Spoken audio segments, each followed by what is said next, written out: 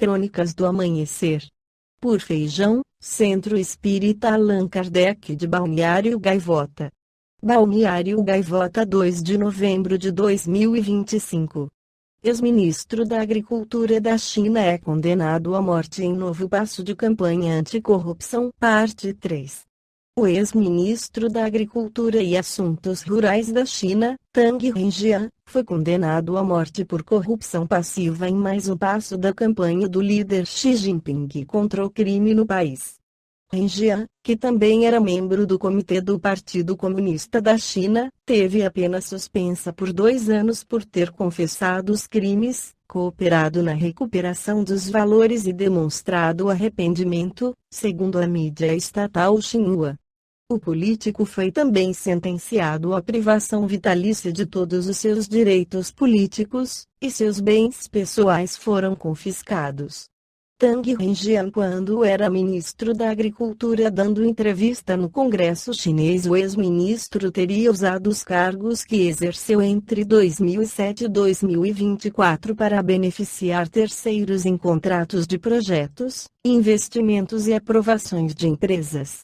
Em troca, teria aceitado a quantia de mais de 268 milhões de yuans, cerca de 201 milhões de reais.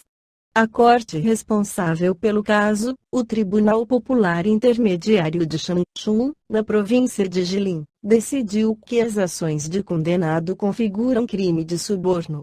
Renjian também teria dito, após a leitura da sentença, que aceita o veredito e não pretende recorrer, segundo a agência. Os valores recuperados foram convertidos ao Tesouro Nacional. O político começou sua carreira na década de 1980 no Ministério da Agricultura e atuou em diversos cargos até chegar à liderança da pasta. Em dezembro de 2020, foi apontado como ministro, e em maio de 2024 foram anunciadas as investigações contra ele.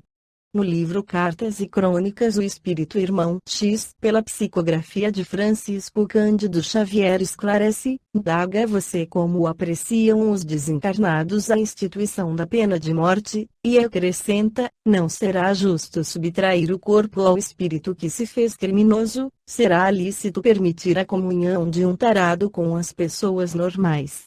E daqui poderíamos argumentar: quem de nós terá usado o corpo como devia, quem terá atingido a estatura espiritual da verdadeira humanidade para considerar-se em plenitude de equilíbrio? A execução de uma sentença de morte, na maioria dos casos, é a libertação prematura da alma que se arrojou ao despenhadeiro da sombra. E sabemos que só a pena de viver na carne é suscetível de realizar a recuperação daqueles que se fizeram réus confessos diante dos tribunais humanos. Não vale afugentar mosca sem curar a ferida. Eliminar a carne não é modificar o espírito.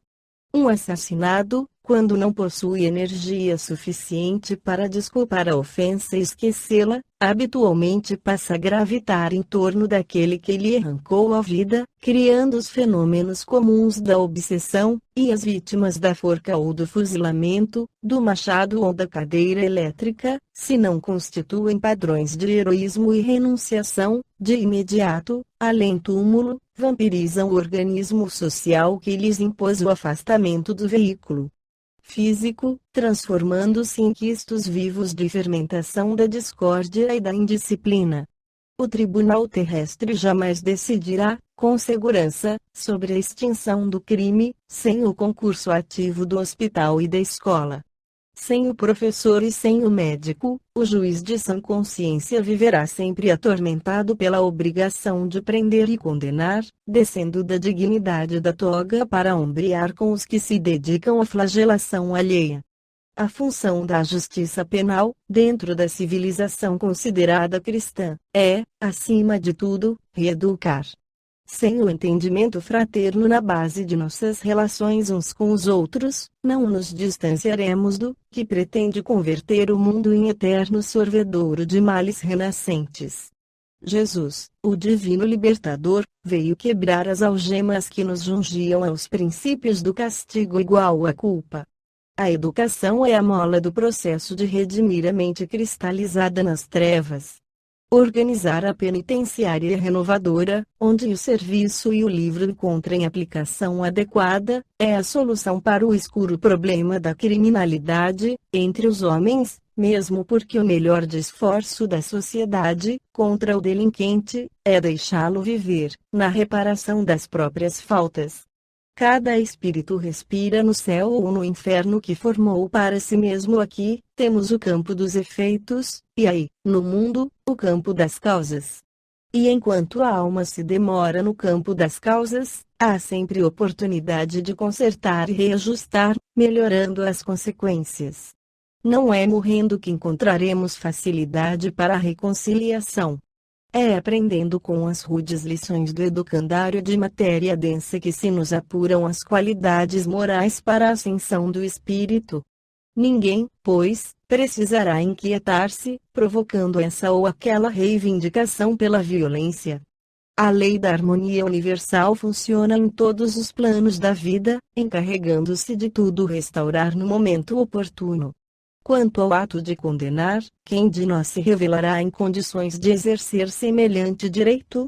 Quantos de nós não somos malfeitores indiscutíveis, simplesmente por não encontrar a presa, no instante preciso da tentação? Quantos delitos teremos perpetrado em pensamento?